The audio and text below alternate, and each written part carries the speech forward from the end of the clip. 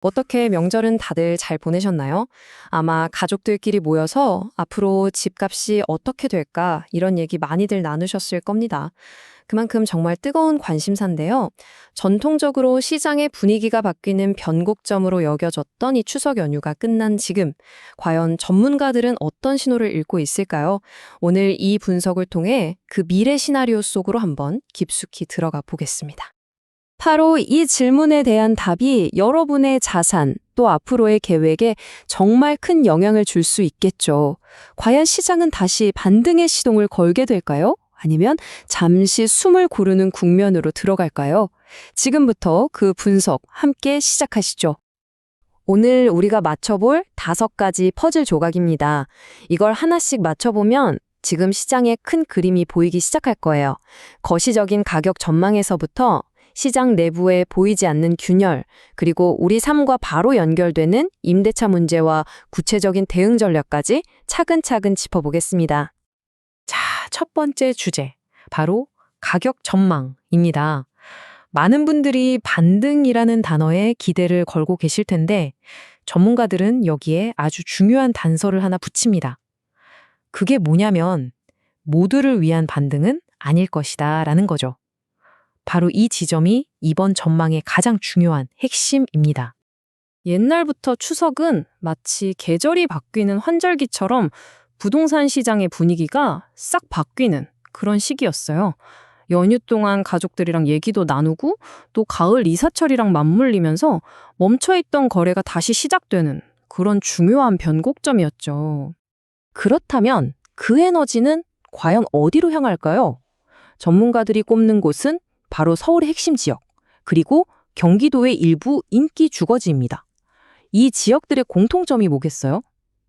바로 탄탄한 일자리, 좋은 학군, 편리한 교통, 즉 수요가 마를 일이 없는 곳이라는 거죠. 결국 돈과 사람이 몰리는 곳만 더 뜨거워지는 선택적인 강세장이 펼쳐질 거라는 예측입니다. 방금 제가 선택적 강세장이라고 말씀드렸죠? 이걸 다른 말로 표현하면 바로 양극화입니다. 현재 대한민국 부동산 시장을 관통하는 가장 중요한 키워드라고 할 수 있는데요. 지금부터 이 엄청난 격차가 도대체 왜, 그리고 어떻게 벌어지고 있는지 그 속을 한번 들여다보겠습니다. 혹시 이런 생각 안 해보셨어요?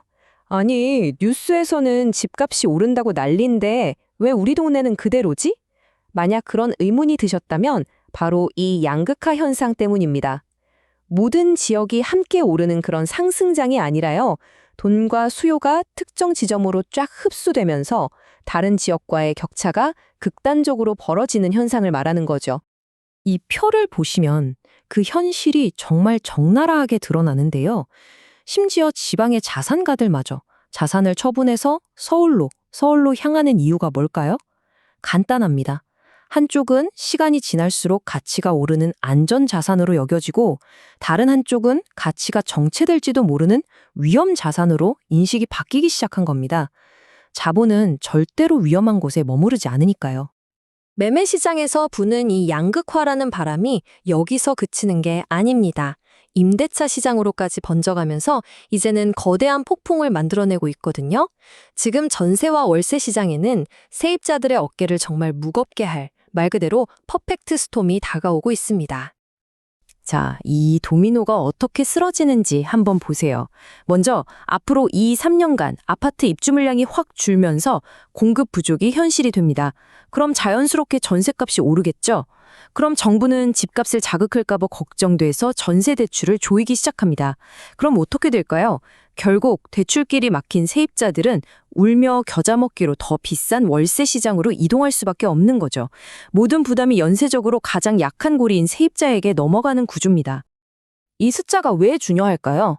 전세는 그래도 목돈을 맡기고 이자 부담만 지는 구조잖아요.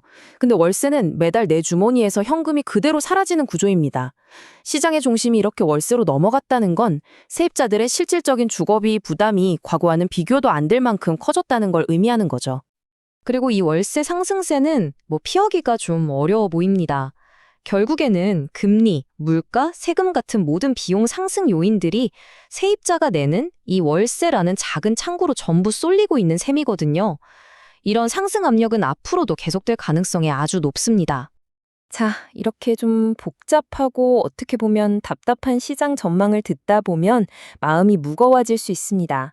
하지만 이럴 때일수록 더 냉정하게 나에게 맞는 길을 찾아야겠죠? 지금부터는 무주택자, 또 유주택자, 그리고 은퇴를 앞둔 분들까지 각자 상황에 맞는 최적의 전략은 무엇인지 전문가들의 조언을 하나씩 살펴보겠습니다. 먼저 집이 없는 분들이라면 최종 목적지를 한 번에 가려고 하기보다는 다음 단계로 갈아탈 수 있는 징검다리를 찾는 전략이 필요합니다. 예를 들어서 미래의 GTX 같은 광역급행철도가 들어올 만한 저평가 지역이라든지 아니면 신혼부부나 생애 최초 주택 구매자에게 유리한 청약 특별 공급 제도를 노리는 거죠. 시야를 조금 넓혀서 재개발 가능성이 있는 도심의 빌라까지도 대안이 될 수 있다는 조언입니다. 이미 집을 가지고 계신다면 전략은 선택과 집중입니다. 왜 다들 똘똘한 한 채로 집중해야 한다고 할까요? 지금 같은 양극화 시장에서는 어중간한 여러 채보다 확실한 입지의 한 채가 자산 가치 상승률이나 방어력 면에서 훨씬 뛰어나기 때문입니다. 그 어느 때보다 과감한 결단이 필요한 시점이라는 거죠.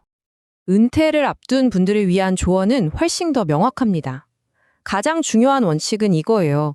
서울에 있는 핵심 자산을 팔고 지방으로 가는 선택만큼은 절대로 하면 안 된다는 겁니다. 지난 10년의 데이터가 보여주잖아요. 자산 가치의 상승 속도가 완전히 다르기 때문이죠. 현금이 필요하다면 차라리 서울 안에서 지불 줄이는 다운사이징을 하고 투자를 한다면 서울 핵심지에 꼬마 빌딩 같은 수익형 부동산을 알아보는 게 장기적으로 훨씬 유리하다는 분석입니다. 지금까지 여러 전략을 말씀드렸는데 이 숫자를 보시면 왜 장기적인 관점이 중요한지 딱 아실 수 있습니다. 10.7년. 이게 우리나라 사람들이 집 한 채를 평균적으로 보유하는 기간이라고 해요. 이 말은 즉, 지금 당장의 가격 변동보다는 10년 뒤에 이 집의 가치가 어떻게 될지를 보고 결정해야 한다는 뜻입니다. 그렇다면 서울의 10년 뒤 미래는 과연 어떨까요? 자, 이제 논의의 마지막 단계입니다. 이런 단기적인 등락을 넘어서서 우리가 발 딛고 사는 이 도시, 서울의 장기적인 가치는 과연 어디로 향하고 있을까요? 전문가들의 미래 예측을 함께 살펴보시죠. 전문가들이 정말 과감한 장기 예측을 내놓았습니다. 단기적인 파도는 계속 있겠지만 이 거대한 조류는 2040년까지 거의 20년을 내다보고 서울의 자산 가치를 계속해서 밀어 올릴 것이라는 전망입니다. 아니, 어떻게 이렇게 길게 오를 거라고 보는 걸까요? 그 이유는 바로 서울이라는 도시가 가진 강력한 펀더멘탈, 뭐랄까 기본적인 체력 때문입니다.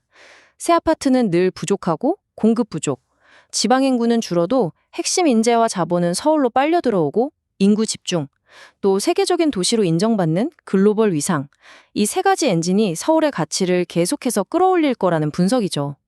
자, 오늘 우리는 추석 이후의 시장 전망과 그 이면에 있는 거대한 양극화의 흐름까지 짚어봤습니다.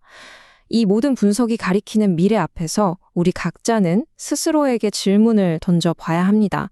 핵심 부동산이 누구도 넘볼 수 없는 견고한 성이 되어갈 때 과연 나는 성벽 안과 밖 어디에 서 있게 될 것인가 한 번쯤 깊이 생각해 볼 문제입니다.